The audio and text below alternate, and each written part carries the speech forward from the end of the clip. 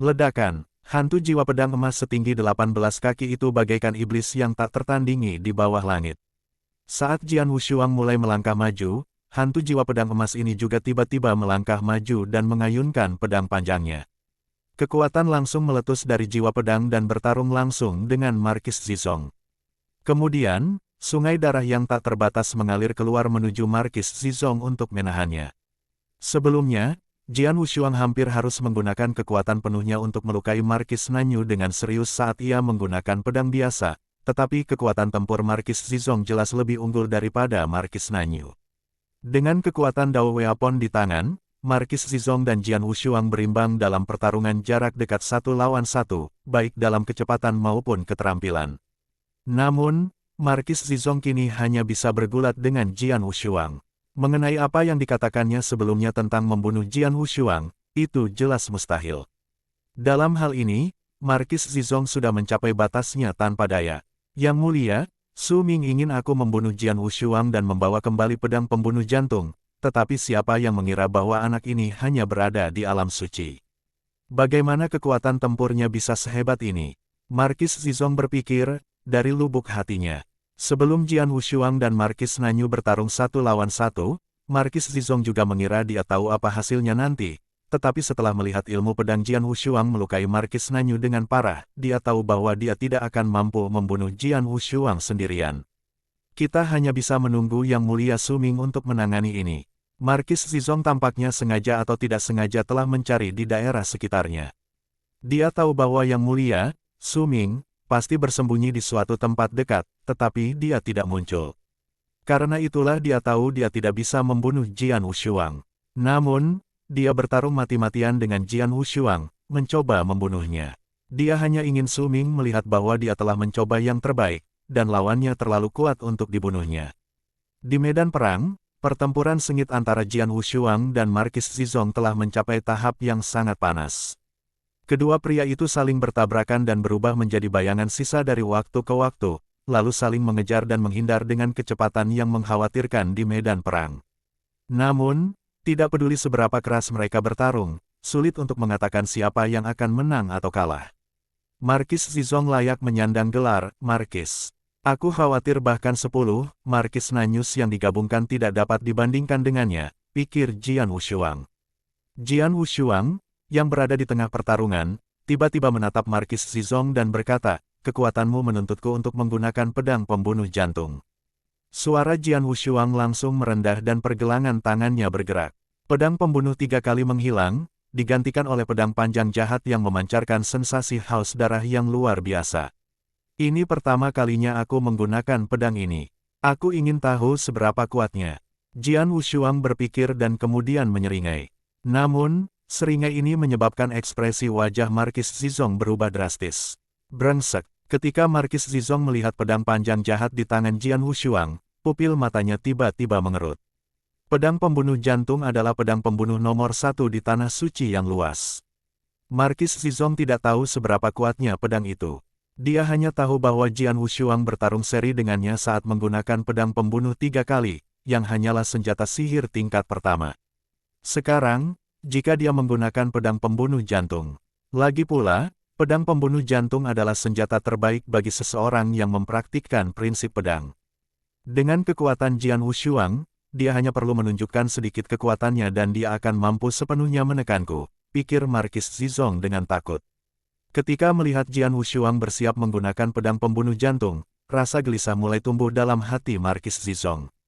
Namun, meskipun dia ingin pergi, dia sudah ditekan oleh alam sungai darah Jian Wushuang, yang mencegahnya pergi tanpa izin Jian Wushuang.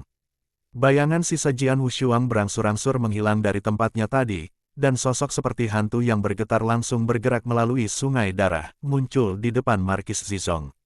Sebuah tebasan pedang segera menyapu, disertai dengan suara mengiris.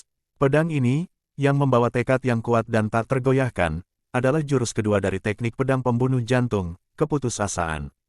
Seolah mengakui Jian Wushuang sebagai tuannya, pedang pembunuh jantung bergetar hebat pada saat itu dan meledak dengan kekuatan yang membumbung tinggi ke langit. Serangan Jian Wushuang tampaknya telah mencapai puncak teror. Mungkin orang lain dapat menunjukkan ilmu pedang yang sama, tetapi Jian Wushuang telah melakukan teknik rahasia pedang pembunuh jantung, keputusasaan. Jika dibandingkan dengan kekuatan yang dilepaskan saat ia menggunakan pedang pembunuh 3 kali, kali ini tekniknya beberapa kali lebih kuat. Aku tidak bisa menghentikan serangan pedang ini. Melihat serangan itu, dan merasakan kekuatan dahsyat yang dipancarkannya, Markis Zizong memasang ekspresi ketakutan di wajahnya.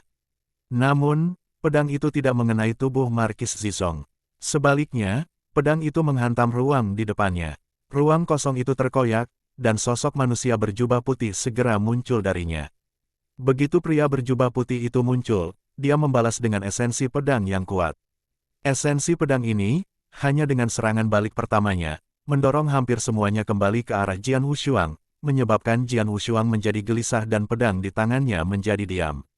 Setelah mendapatkan kembali pendirian dan ketenangannya, Jian Wushuang menyipitkan matanya untuk melihat lebih jelas pendatang baru ini. Sejumlah besar ahli prinsip pedang di area itu, yang menyaksikan pertarungan, semuanya memusatkan perhatian mereka pada pria berjubah putih yang tiba-tiba muncul. Apakah dia benar-benar datang? Mereka bertanya-tanya. Tak ada satupun ahli prinsip pedang yang terkejut dengan kemunculan tiba-tiba dari pria berjubah putih itu. Semua orang tahu bahwa dia tidak akan menyerah begitu saja pada pedang pembunuh jantung. Jian Wushuang juga menatap pendatang baru itu.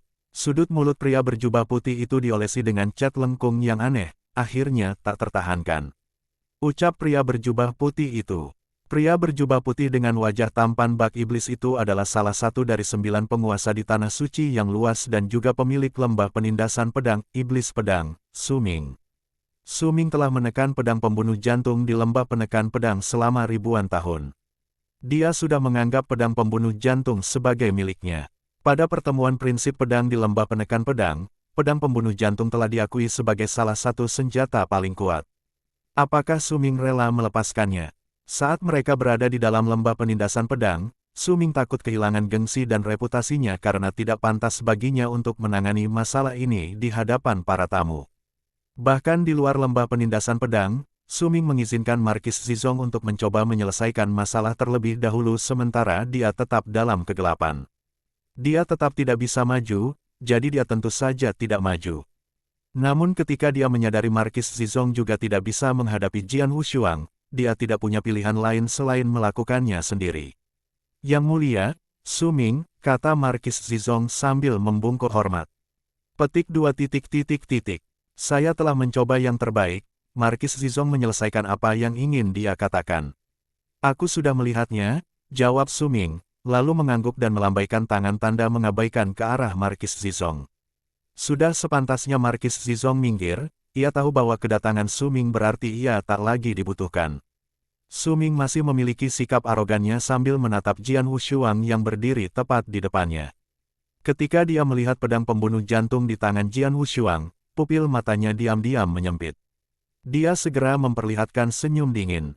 Pedang itu bagus, tetapi orang yang menggunakannya terlalu lemah, kata Su Ming. Haha, yang mulia, Su Ming benar.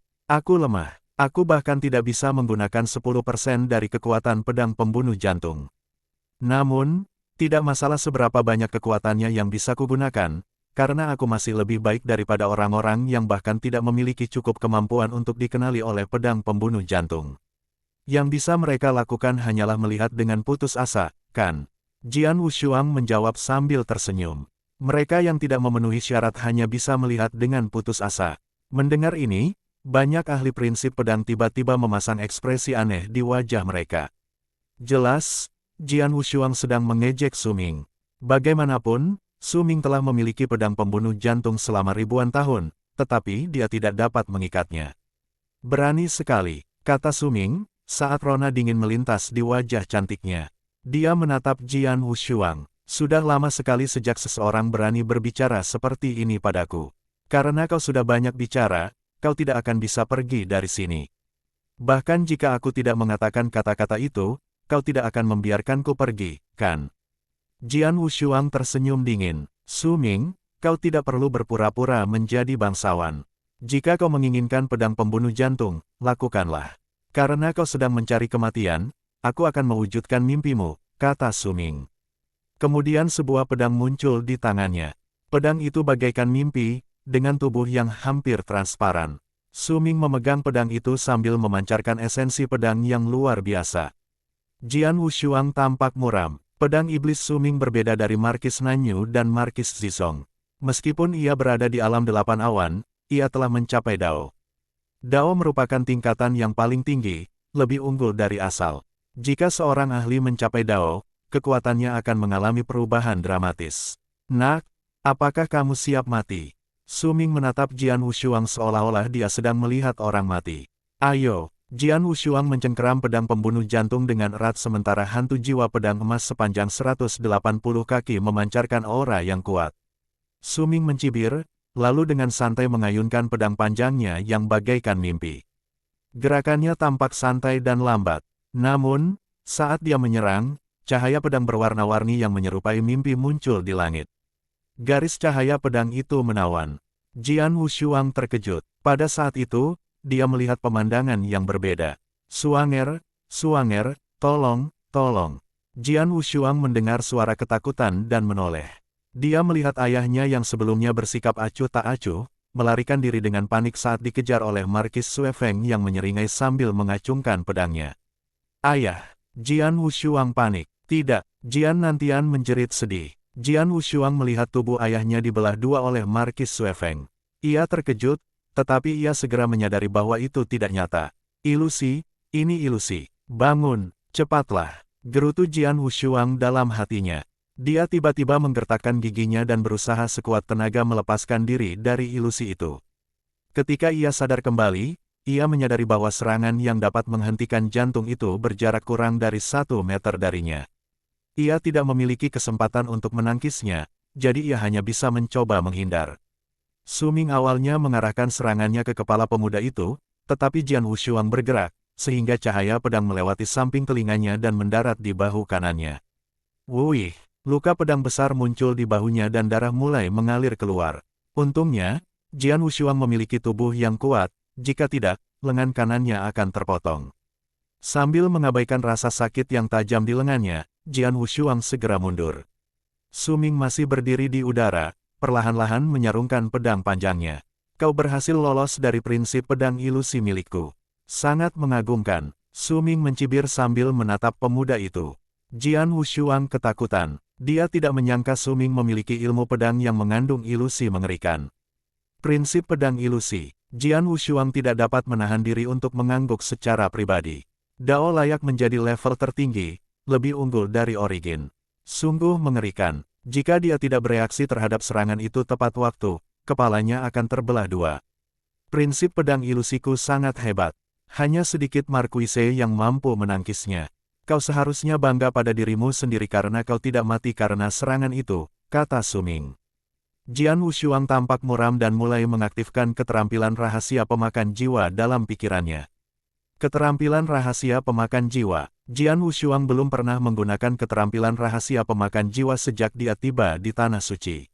Itu memberikan beban berat pada tubuhnya. Jadi, kecuali saat kritis, Jian Wushuang tidak mau menggunakannya. Dia belum mengalami pertarungan yang benar-benar putus asa di Tanah Suci. Namun sekarang, dia harus mengandalkannya untuk menyelamatkan dirinya.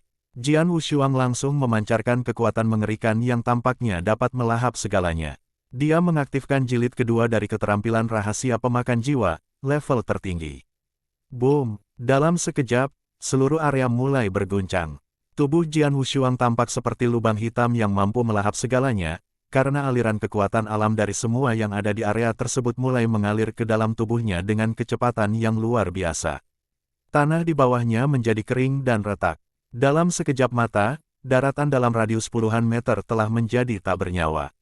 Para penonton menjadi panik. Keterampilan yang sangat menakutkan. Apa yang terjadi?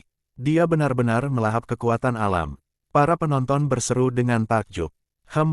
Hanya tipuan kecil. Su Ming mencibir. Akhirnya, Jian Wushuang berhenti melahap energi, tetapi auranya telah membaik ke tingkat baru. Tentu saja, hal itu juga memberikan beban berat padanya. Jian Wushuang menunjuk ke arah ruang di depannya dengan mata merah darahnya. Keterampilan rahasia Asura, jembatan ketidakberdayaan. Bas, kekuatan mengerikan meletus dan jembatan darah besar muncul di atas sungai darah, perlahan membentang ke ujung sungai.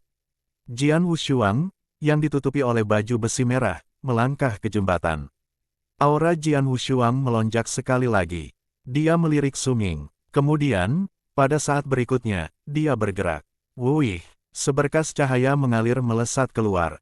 Sekarang, sungai darah yang dahsyat mengalir menuju Su Ming. Jian Wushuang muncul di hadapan lawannya dan pedang pembunuh jantung mengeluarkan siulan melengking saat hantu jiwa pedang emas sepanjang 180 kaki menyerang dengan pedang panjang. Itu adalah pukulan yang cemerlang dan memabukkan. Para penonton tidak dapat menahan diri untuk tidak terpesona olehnya. Itu adalah jurus ketiga dari teknik pedang pembunuh jantung, pesona. Jian Wushuang baru saja memahaminya ketika dia melihat penghormatan 1000 pedang. Jurus pertama dari teknik pedang pembunuh jantung relatif lemah, tetapi setiap jurus lebih kuat dari jurus sebelumnya. Oleh karena itu, jurus ketiga jelas lebih kuat daripada jurus kedua, keputusasaan. Bahkan seorang markis akan ketakutan dengan kekuatan serangan brilian ini. Namun Su Ming mencibir sambil dengan santai mengacungkan lagi pedang panjangnya yang bagaikan mimpi.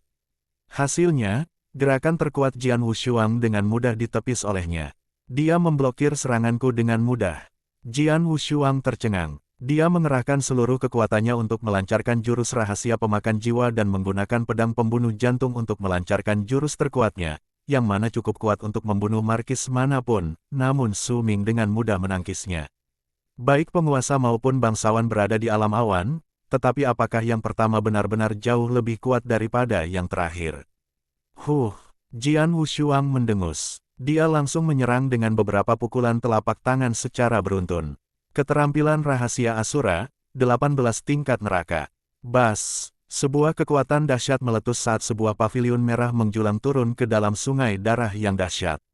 Bangunan itu memiliki 18 lantai dengan bayangan hantu terlihat di setiap lantai, saat kekuatannya yang luar biasa mulai menyerbu ke arah Su Ming. Pada saat ini, cahaya pedang juga menyembur keluar dari mata pikiran Jian Wushuang. Seketika, esensi pedang yang mengerikan melesat keluar. Itu adalah teknik pedang tingkat 1, Minsai. Semenjak pertama kali mempelajari ilmu pedang ini, dia telah menyimpan esensi pedang di antara kedua matanya, namun dia jarang mempunyai kesempatan untuk menggunakannya, sehingga esensi pedang tersebut menjadi semakin kuat. Pada saat ini, dia melepaskan semua esensi pedang yang telah disimpannya sekaligus. Aliran esensi pedang berubah menjadi seberkas cahaya pedang yang menyilaukan, menyerang dengan kekuatan yang cukup kuat untuk membunuh seorang markis. Su Ming berdiri di sana dengan tenang. Meskipun paviliun merah tua yang tinggi menekannya, dia hanya terkejut sesaat dan tetap tenang. Dalam sekejap mata, esensi pedang yang luar biasa telah muncul di hadapan Su Ming. Su Ming mendengus. Saat dia mengangkat kepalanya, mata batinnya tiba-tiba terbelah dan melepaskan semburan esensi pedang, yang lebih kuat dari yang dilepaskan Jian Wushuang. Dia dengan mudah memblokir serangan dari teknik pedang mata pikiran. Setelah melihat itu, Jian Wushuang menatap lawannya dengan tatapan yang sangat dingin dan berkata, saatnya untuk jurus pembunuhan terakhirku. Su Ming mengerutkan kening dan merasakan sesuatu terjadi di belakangnya. Pada saat yang sama dia menghancurkan esensi pedang, seberkas cahaya keemasan dengan kekuatan yang luar biasa melesat ke punggungnya dengan kecepatan yang mengerikan. Sosok merah tua dengan tatapan dingin berdiri di belakangnya sambil memegang busur panjang emas, busur Raja Naga. Cahaya keemasan, yang tidak jauh dari Su Ming, sebenarnya adalah panah Raja Naga dengan racun jantung es. Boneka darah dan panah Raja Naga merupakan jurus pembunuh terakhir Jian Wushuang. Jian Wushuang telah melakukan beberapa teknik yang kuat, tetapi dia tidak menyangka bahwa keterampilan itu akan membunuh Su Ming. Satu-satunya harapannya adalah panah Raja Naga, atau lebih tepatnya, racun jantung es yang ada di dalamnya. Selama panah Raja Naga menggores kulit Su Ming, racun jantung es seharusnya cukup kuat untuk membunuhnya. Oleh karena itu, Jian Wushuang membiarkan boneka darah menunggu di samping untuk mendapatkan kesempatan melancarkan jurus pembunuh ini. Jian Wushuang punya rencana yang cerdik. Dia mengerahkan seluruh kekuatannya untuk melakukan teknik yang akan menarik perhatian lawannya.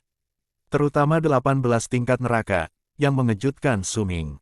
Kemudian teknik pedang mata pikiran dan panah Raja Naga ditampilkan secara berurutan sehingga Su Ming tidak akan menyadari serangan kedua. Ketika cahaya keemasan itu berada 1 meter darinya, dia akhirnya merasakannya. Pada jarak sedekat itu, Su Ming sama sekali tidak mampu bereaksi. Aku berhasil. Secercah kegembiraan melintas di matanya. Dia menyaksikan panah Raja Naga menusuk Suming. Namun, tidak ada darah yang muncul. Panah Raja Naga tampaknya tidak menyentuh apapun dan terus melesat maju dengan kecepatan sebelumnya. Desir, cahaya keemasan, seperti komet dengan ekor panjang, akhirnya mendarat di gunung terdekat. Panah Raja Naga meninggalkan lubang besar di lereng gunung. Saat racun jantung es merasuki gunung, gunung besar itu berubah menjadi putih dan segera tertutup oleh kabut es. Bertepuk tangan. Pada titik ini, gunung itu retak berkeping-keping. Peristiwa itu membuat semua penonton merinding hingga ke tulang. Tut, racun yang mengerikan.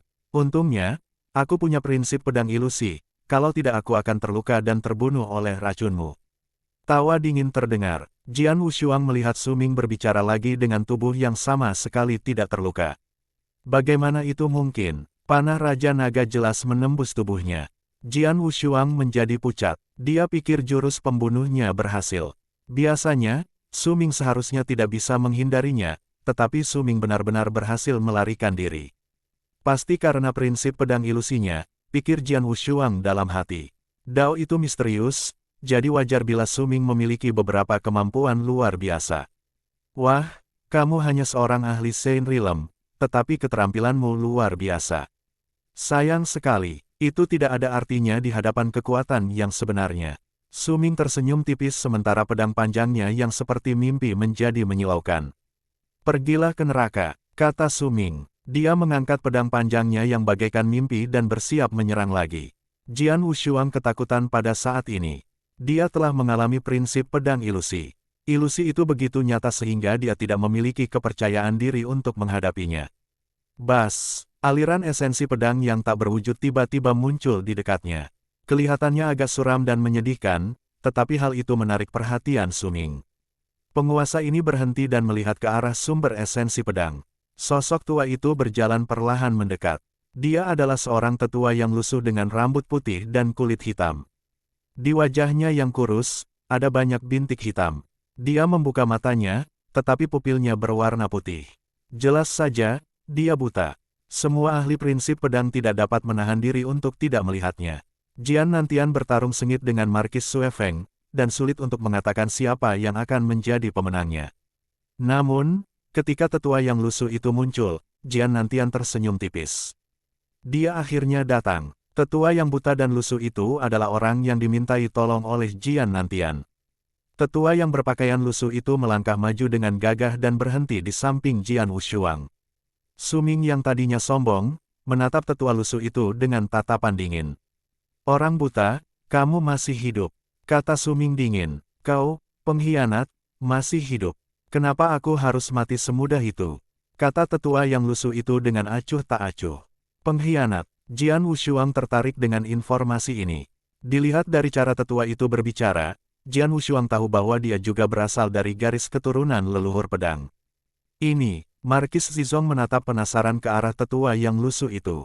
Kemudian ekspresinya berubah karena dia menjadi terkejut dan takut. Kaisar buta, itu kau. Teriak Markis Zizong dengan nada yang tidak dapat dipercaya. Suaranya bergema di seluruh area. Banyak ahli prinsip pedang mendengar dua kata itu. Seruan terdengar silih berganti. Kaisar buta, yang mana? Dia adalah Kaisar buta, salah satu dari 7 kaisar pedang dari garis keturunan leluhur pedang.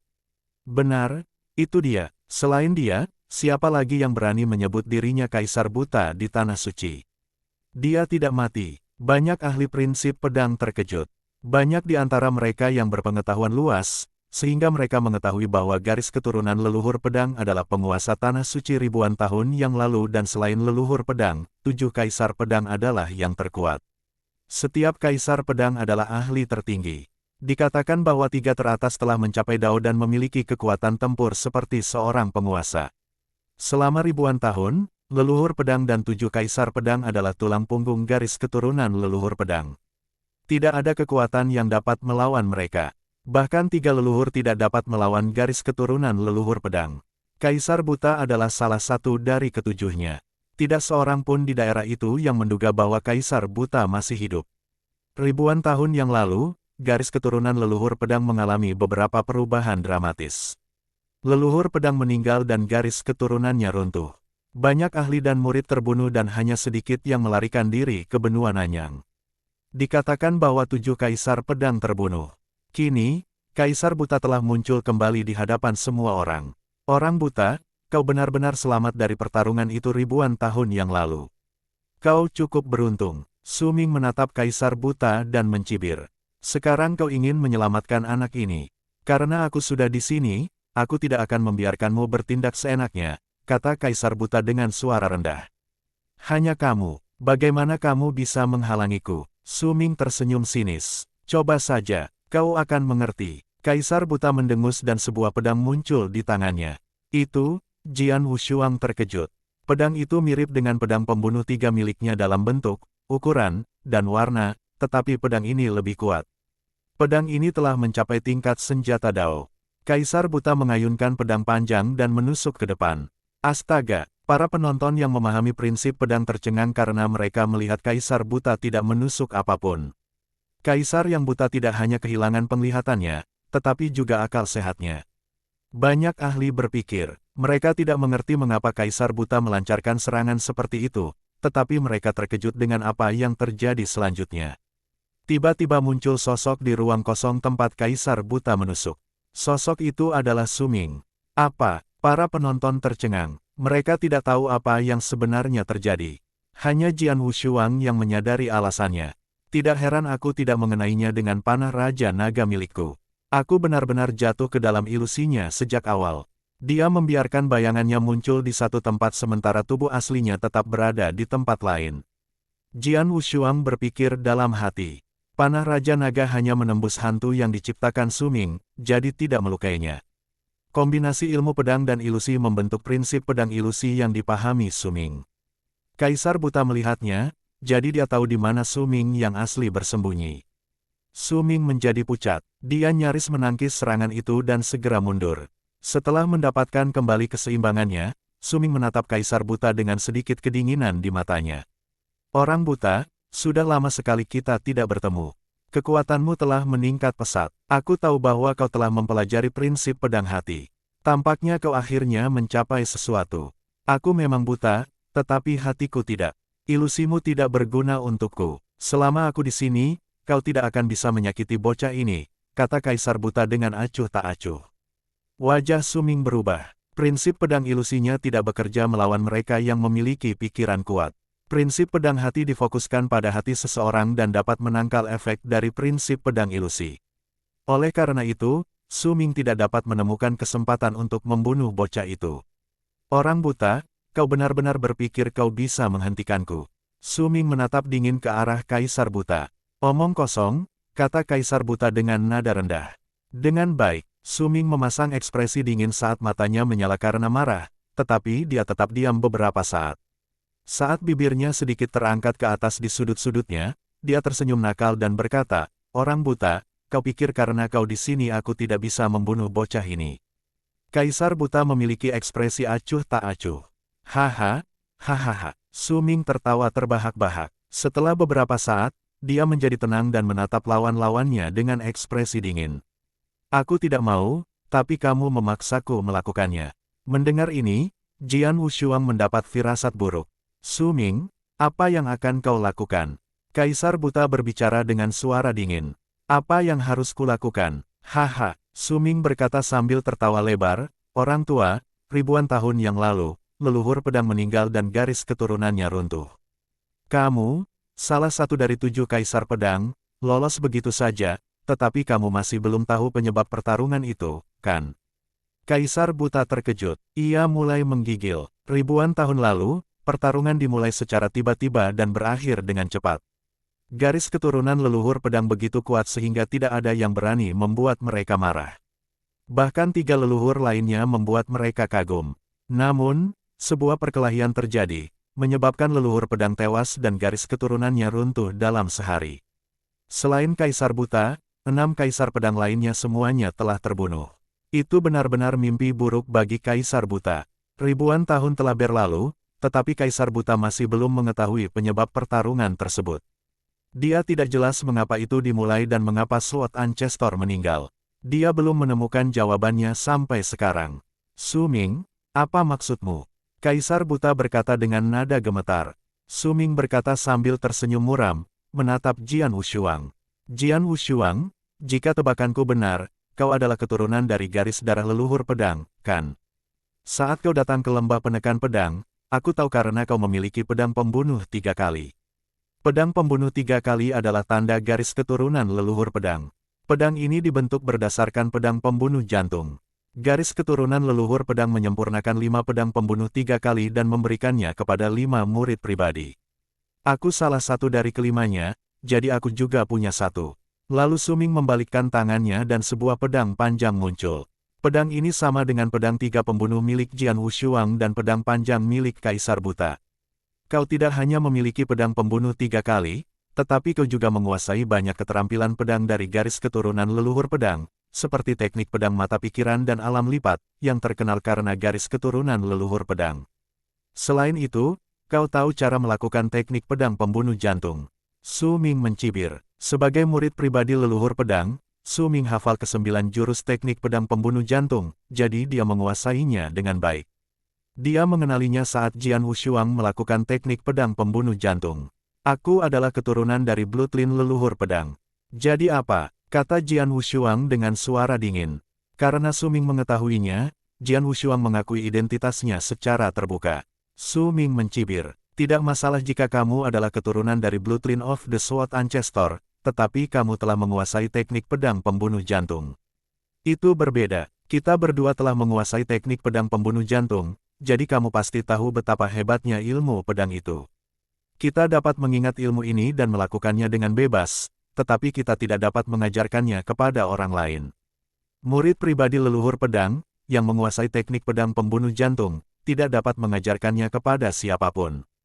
Kamu menguasai keterampilan ini setelah garis keturunan leluhur pedang runtuh. Hanya ada satu kemungkinan, kamu menemukan lokasi rumah gua yang ditinggalkan leluhur pedang dan kamu pernah ke sana. Mendengar ini, ekspresi Jian Wushuang sedikit berubah dan firasat buruknya terus meningkat. Su Ming melanjutkan, hei, orang buta, tidakkah kau ingin tahu bagaimana orang tua itu meninggal? Aku akan memberitahumu sekarang. Dia meninggal karena dia memiliki sesuatu yang berhubungan dengan rahasia besar. Rahasia ini begitu besar sehingga semua ahli lain yang sekuat dia akan membayar berapapun harganya untuk mendapatkannya. Terkadang, hanya memiliki harta karun saja sudah cukup untuk menimbulkan masalah bagi pemiliknya. Karena benda itu, dia meninggal. Namun, lelaki tua itu pintar dan menyembunyikannya di rumah gua miliknya. Seperti yang kita semua tahu, lokasi rumah itu masih menjadi misteri. Para ahli yang membunuh lelaki tua itu mencari ke seluruh tanah suci, tetapi mereka tidak dapat menemukan rumah gua itu. Namun sekarang, jika mereka menerima berita bahwa Jian Wushuang mengetahui lokasinya dan telah berlatih teknik pedang pembunuh jantung di sana, katakanlah, apa yang akan mereka lakukan? Mendengar ini, wajah Jian Wushuang dan Kaisar Buta menjadi pucat. Haha, rumah gua leluhur pedang. Su Ming tertawa gila tanpa rasa bersalah. Jian Wushuang ketakutan. Di tanah leluhur, dia bertanya kepada Jin Ling tentang ujian ketiga, tetapi Jin Ling hanya berkata bahwa dia hanya tahu itu terkait dengan rahasia besar. Sekarang dia menyadari bahwa rahasia besarnya adalah penyebab kematian leluhur pedang. Apa yang ingin dia lakukan? Jian Nantian muncul di samping putranya. Jian Nantian tetap menemui jalan buntu dengan Markis Suefeng, tetapi ketika dia menyadari sesuatu terjadi di sini, Jian Nantian datang. Aku tidak tahu, tapi itu pasti bukan hal yang baik, jawab Kaisar Buta dengan dingin. Su Ming berhenti tertawa, ekspresinya menjadi ganas dengan pancaran kegilaan di matanya. Jian Wushuang, Kaisar Buta, dan Jian Nantian. Su Ming menatap mereka. Apakah kalian pernah mengalami keputusasaan? Kulit Jian Wushuang sedikit berubah. Jian Nantian terkejut. Keputusasaan. Hei, tidak apa-apa jika kamu belum mengalaminya karena kamu akan segera mengalaminya. Seperti leluhur pedang, kau akan tahu apa itu keputusasaan yang sebenarnya. Aku akan memberimu rasa menjadi sasaran seluruh dunia, kata Su Ming sambil tersenyum muram sambil membalikkan tangannya. Selusin lembar pesan muncul di tangannya. Setelah dia merobek salah satunya, sebuah gambar kabur muncul. Haha, leluhur suci, kau telah mencari lokasi rumah gua leluhur pedang, kan? Aku menemukannya. Sosok yang samar itu menunjukkan ekspresi terkejut dan berbicara dengan suara nyaring. Aku akan segera datang. Sosok yang samar itu menghilang. Kemudian Su Ming merobek lembar pesan kedua. Leluhur roh, aku punya beberapa informasi tentang rumah gua leluhur pedang. Terserah padamu apakah kau akan datang atau tidak. Pesannya telah terkirim. Kemudian dia beralih ke lembar pesan ketiga. Leluhur batu, aku menerima berita tentang rumah gua leluhur pedang. Bloodbladesman, aku tahu di mana benda yang kau inginkan itu. Guru gua Bagu, apakah kamu masih berkultivasi secara tertutup? Jika kamu tidak keluar, apa yang kamu inginkan akan jatuh ke tangan orang lain. Raja Dongming, Su Ming merobek slip pesan dan mengirim semua pesan. 3 pesan pertama ditujukan kepada 3 leluhur di Tanah Suci. Adapun pesan-pesan lainnya, seperti pendekar pedang darah, Master Gua Bagu, dan Raja Dongming, banyak ahli prinsip pedang yang hadir, termasuk Kaisar Buta, belum pernah mendengar tentang mereka. Kita dalam masalah besar. Jian Wushuang dan Jian Nantian keduanya saling berpandangan dengan ekspresi mengerikan. Mereka tahu bahwa mereka akan menjadi target para ahli jika kematian leluhur pedang benar-benar ada hubungannya dengan hal itu. Tidak bagus, Jian Nantian, pergilah bersama putramu sekarang. Aku akan menghalangi Su Ming. Kaisar Buta berbicara dengan serius. Oke, Jian Wushuang mengangguk. Ayo pergi. Jian Wushuang mundur bersama ayahnya tanpa ragu-ragu. Kau ingin pergi? Su Ming mencibir sambil bergerak untuk mengejar. Astaga, ruang di hadapan Su Ming tiba-tiba terbelah. Bayangan pedang dingin muncul dan menunjuk ke tenggorokannya, menghalangi jalannya. Kau pikir jika kau menghalangiku mereka bisa melarikan diri? Zizong, Su Ming berteriak. Markis Zizong, yang telah mundur jauh di kejauhan, mengangguk dan mulai mengejar Jian Wushuang dan Jian Nantian. Markis Suefeng mengikuti mereka. Brengsek, Jian Wushuang menjadi pucat. Kedua markuise itu lebih lemah darinya. Meskipun mereka tidak dapat mengejar target mereka, Markis Zizong cukup pintar karena ia tidak berencana untuk bertarung dengan mereka, hanya akan terus mengikuti targetnya. Jian Wushuang dan Jian Nantian tidak bisa melepaskan diri mereka. Kita dalam masalah. Jian Nantian, yang sebelumnya bersikap acuh tak acuh terhadap segalanya, kini memasang ekspresi serius. Sekarang mereka berada pada posisi yang sangat tidak menguntungkan. Para ahli yang menerima pesan tersebut menanggapi satu persatu. Di sebuah hutan kuno, terdapat banyak istana dan paviliun. Di puncak gunung, berdiri sebuah paviliun indah dengan 9 lantai. Seorang tetua berjubah putih duduk di kursi di lantai atas, membolak-balik buku. Dia tampak lemah lembut, tetapi dia juga tampak telah mengalami banyak pasang surut kehidupan. Setelah menerima pesan Su Ming, tetua berjubah putih itu berdiri dengan ekspresi muram. Akhirnya, rumah gua leluhur pedang ditemukan. Penatua berjubah putih itu menahan kegembiraannya saat dia mencabut mantra perjalanan luar angkasa dan melangkah ke lubang cacing. Di sebuah pulau kecil, yang terletak di tengah danau, ada sebuah pondok jerami sederhana. Seorang wanita anggun berpakaian ungu duduk di dekat meja batu sambil bermain go sendirian di pondok jerami yang indah. Tiba-tiba, pesan Su Ming tiba. Leluhur roh, aku punya beberapa informasi tentang rumah gua leluhur pedang. Terserah padamu apakah kau akan datang atau tidak. Wanita berpakaian ungu itu menghentikan tangannya.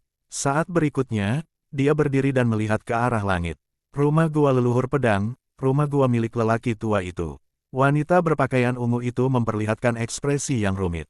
Di kota biasa, seorang pengemis tua tergeletak di sudut jalan, seolah-olah ia akan mati kelaparan dan kedinginan setiap saat. Dia tampak tidak mencolok. Tiba-tiba, pesan Su Ming tiba. Bloodbladesman, aku tahu di mana benda yang kau inginkan itu. Si pengumpul sampah tua itu tiba-tiba terbangun. Matanya tampak setajam pisau, memancarkan secercah cahaya. Rumah gua leluhur pedang. Demi hal itu, aku, Bloodbladesman, telah tinggal di sini selama ribuan tahun. Akhirnya, aku akan mengetahui keberadaannya. Tanah suci yang luas tidak setenang kelihatannya. Pesan yang dikirim Su Ming menarik perhatian semua monster tua di Tanah Suci. Jian Wushuang dan Jian Nantian berhenti di sebuah gunung di luar lembah penindasan pedang. Karena mereka tahu mereka tidak dapat melepaskan diri dari Markis Zizong dan Markis Suefeng, ayah dan anak itu menyerah untuk melarikan diri. Tak lama kemudian, sesosok tubuh tinggi besar pun tiba. Dia adalah seorang tetua berjubah putih yang tampak baik hati, tampak seolah-olah telah bermandikan sinar matahari dan diselimuti oleh lingkaran cahaya suci. Aliran aura ramah terpancar darinya. Hal ini membuat para ahli di sekitarnya merasa seolah-olah wajah mereka sedang dibelai oleh ibu mereka. Aura itu begitu kuatnya sehingga semua ahli prinsip pedang kehilangan keberanian untuk melawan. Pria ini, meskipun Kaisar Buta itu buta, ia tetap mengenali orang tua itu melalui pikirannya. Leluhur suci, gerutu Kaisar Buta. Jian Wushuang dan Jian Nantian terkejut. Leluhur suci, kau cukup cepat. Sebuah suara dingin terdengar. Seorang wanita berpakaian ungu muncul di area terdekat. Bas, kekosongan di sekitarnya tiba-tiba bergetar, menyebabkan gelombang aneh menyebar. Itu mengeluarkan dengungan samar, yang terdengar seperti lagu halus, dan bergema di seluruh area. Kemudian, lebih banyak ahli mulai bermunculan, satu demi satu, semuanya memiliki aura yang cukup kuat untuk menakuti seorang markis. Dalam sekejap mata, belasan orang telah berkumpul di area itu. Beberapa tampak dingin, beberapa bersemangat, dan beberapa tampak jahat. Masing-masing dari mereka jauh lebih unggul daripada markis manapun dan bahkan beberapa penguasa.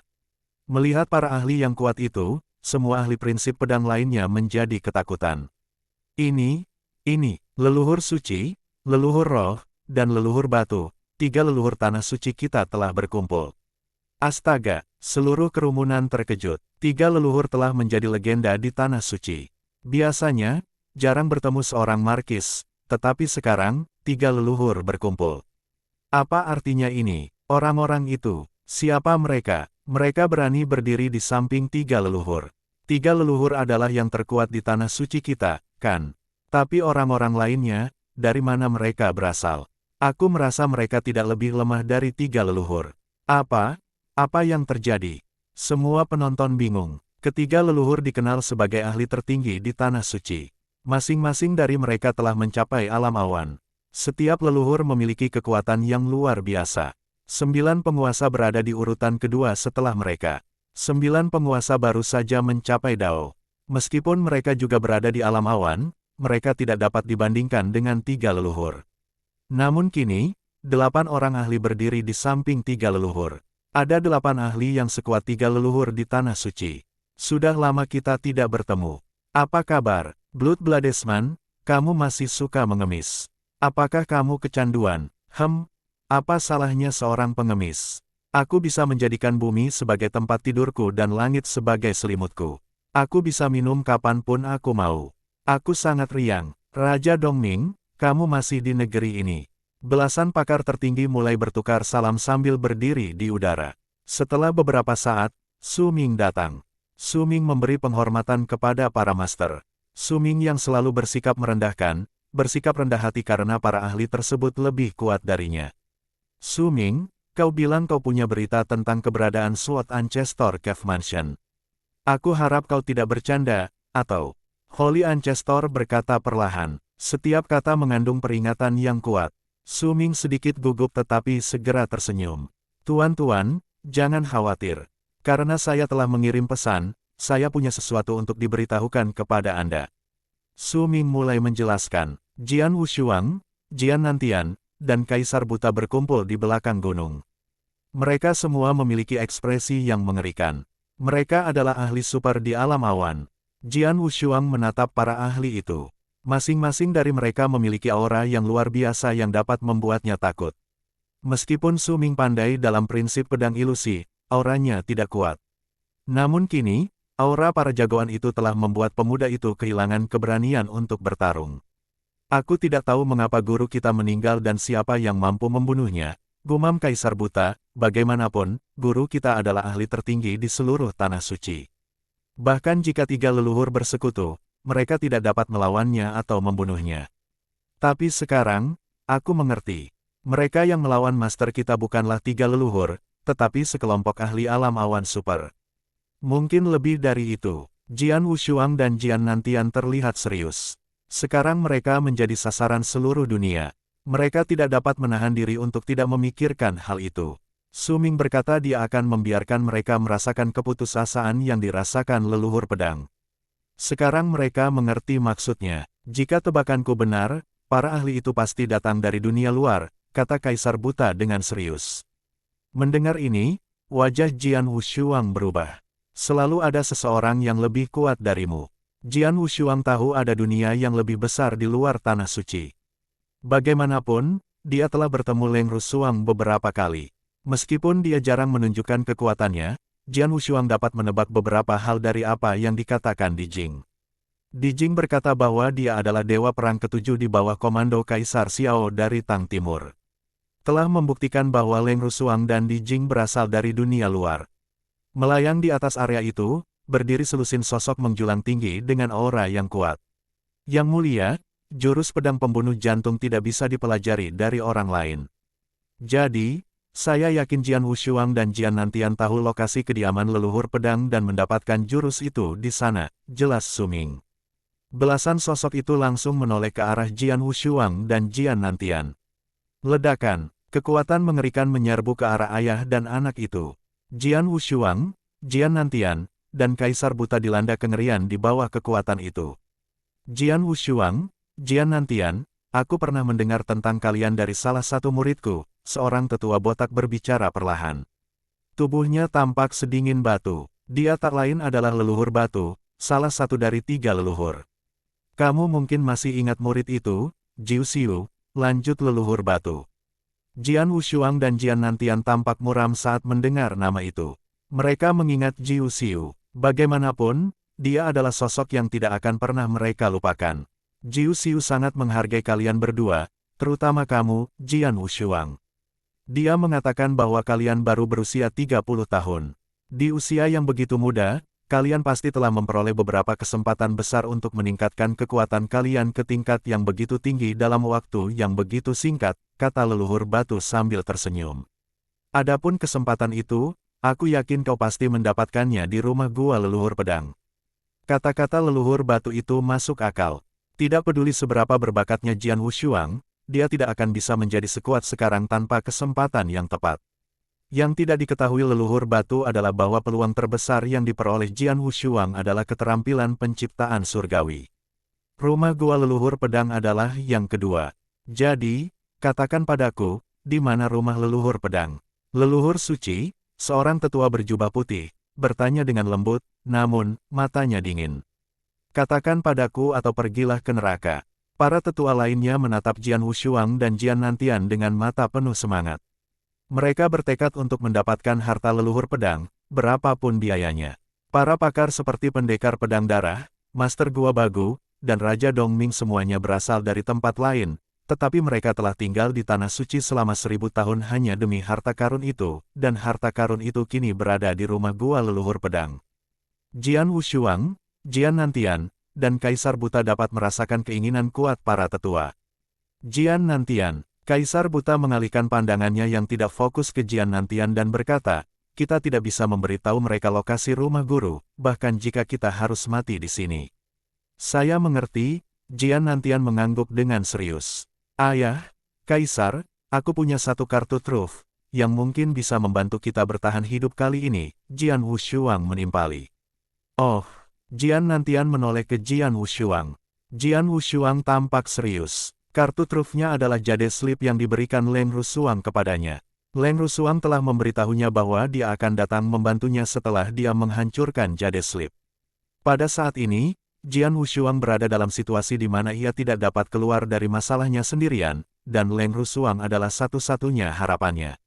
Tanpa ragu, Jian Wushuang mengeluarkan slip itu dan memegangnya erat-erat. Leng Rusuang, jika kau bisa menyelamatkan kami kali ini, aku akan membalasmu bahkan jika harganya 10 kali lebih besar. Jian Wushuang berteriak dengan suara rendah dan meremukkan slip itu. Seketika, ruang di sekitarnya beriak. Jian Wushuang menatapnya dengan penuh harap. Para tetua melihat tindakan Jian Wushuang, tetapi mereka tidak menganggapnya serius.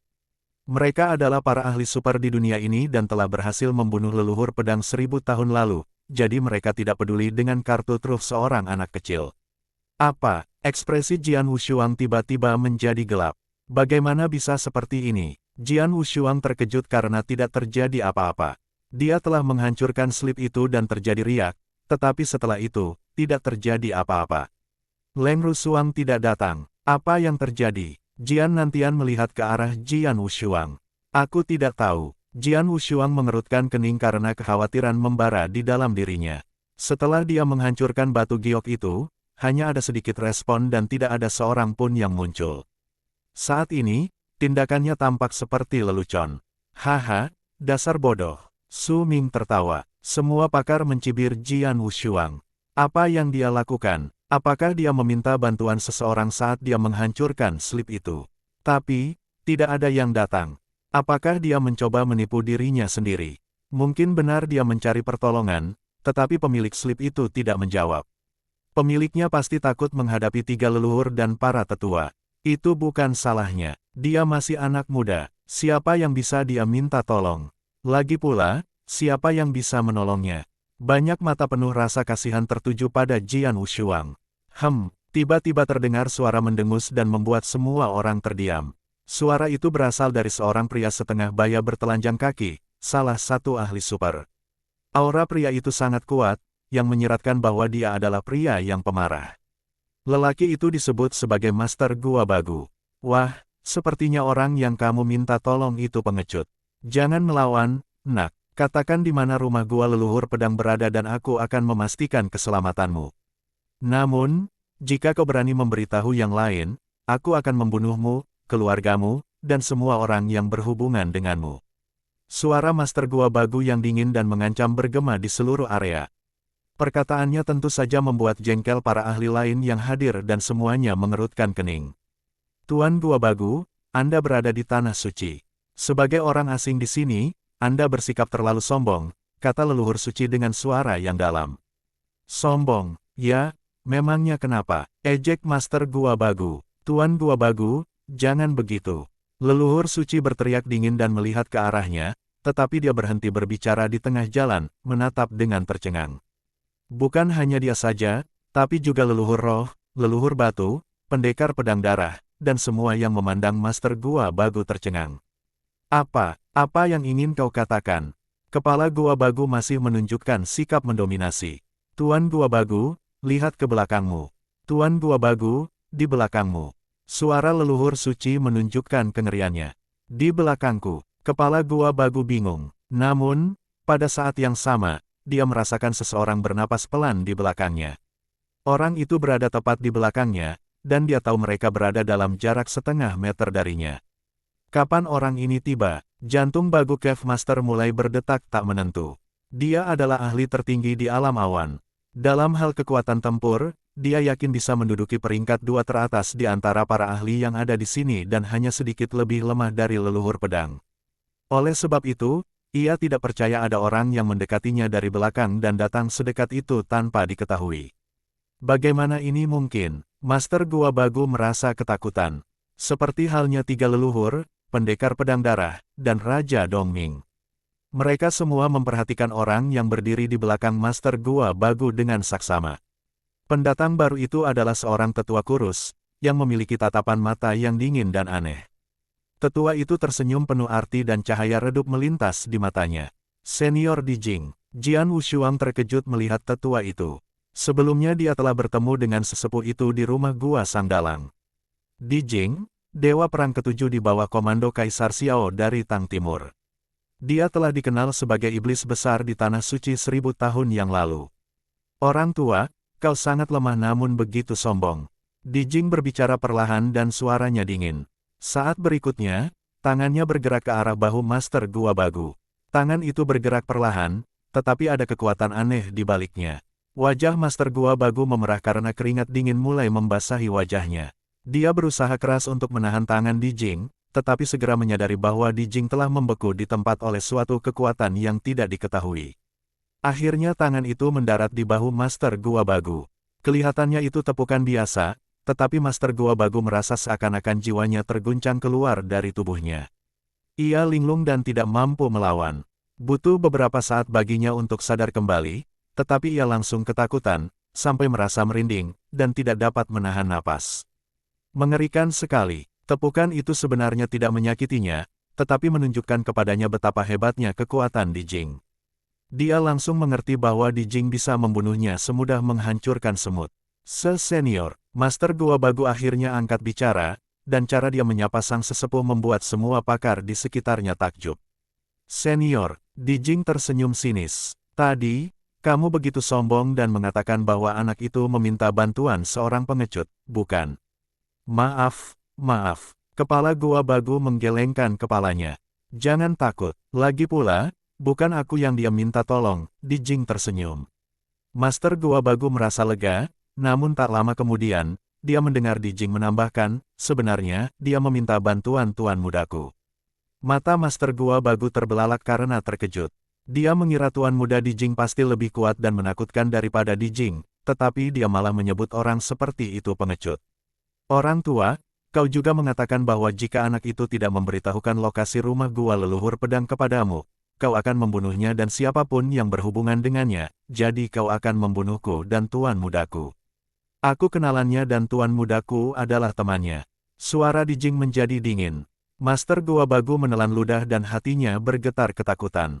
Ia sangat menyesal telah mengucapkan kata-kata itu hingga ingin memukul dirinya sendiri.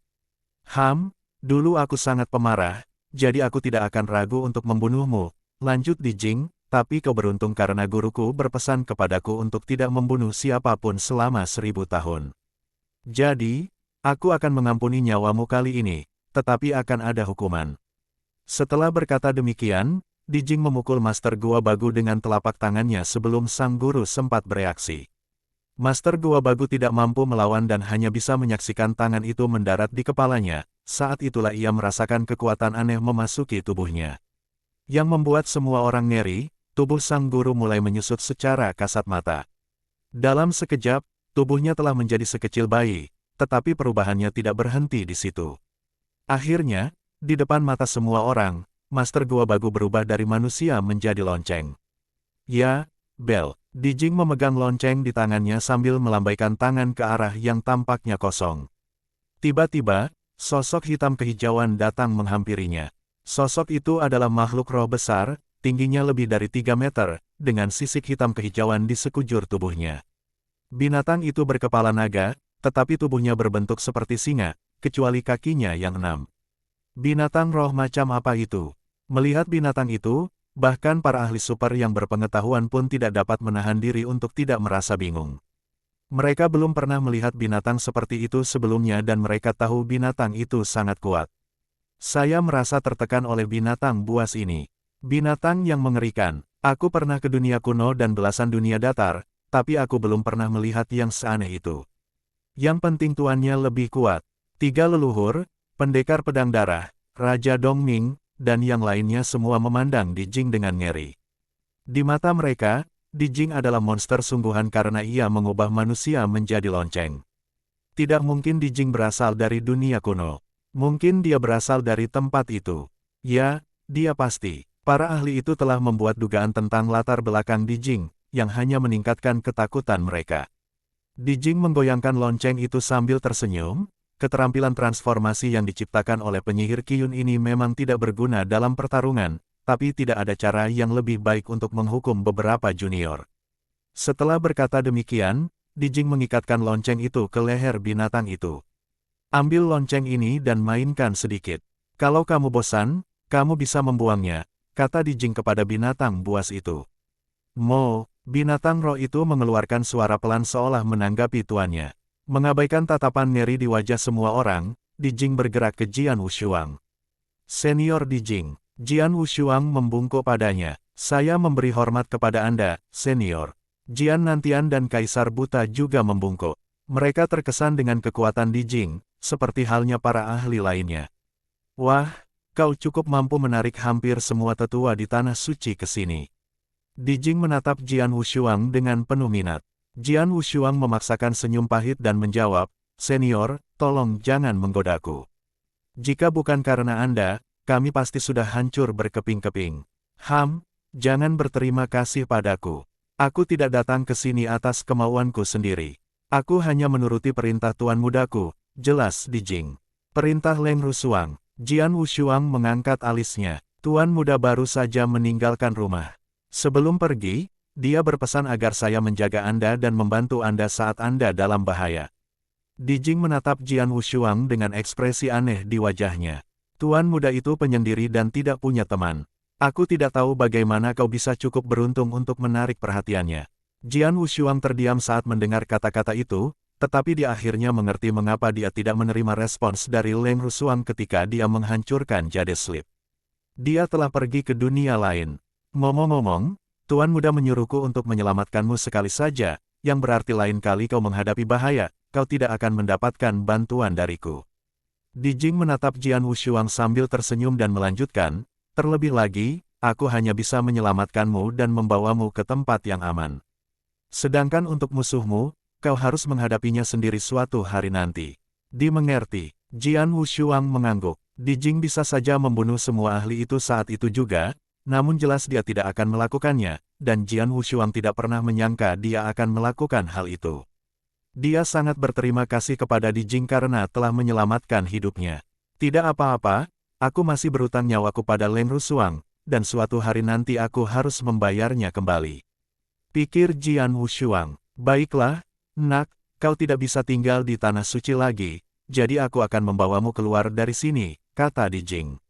Ekspresi Jian Wushuang berubah. Dia tahu betul bahwa dengan begitu banyak ahli super yang ingin mengetahui lokasi rumah gua leluhur pedang darinya, dia akan mencari kematian jika tetap tinggal di tanah suci, tetapi dia khawatir dengan keselamatan ayahnya.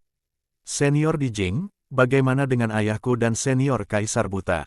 Jian Wushuang akhirnya bertanya. Ayahmu. Di Jing menatap Jian Nantian dan merendahkan suaranya. Jian Nantian, untuk meningkatkan kekuatanmu, kau telah menempuh jalan yang tidak bisa kembali. Kau sangat berani. Jalan yang tidak ada jalan kembali. Jian Wushuang tampak bingung. Jian Nantian berdiri diam, dan beberapa saat kemudian, dia berkata kepada Jian Wushuang. Suanger, pergilah bersama senior Di Jing. Aku punya jalanku sendiri. Ayah, Jian Wushuang mengerutkan kening. Wah, ayahmu benar. Dia punya jalannya sendiri. Karena dia sudah berada di jalan itu, tidak ada yang bisa menghentikannya, bahkan aku atau guruku. Dia sendiri yang menentukan jalannya. Di Jing membujuk Jian Wushuang.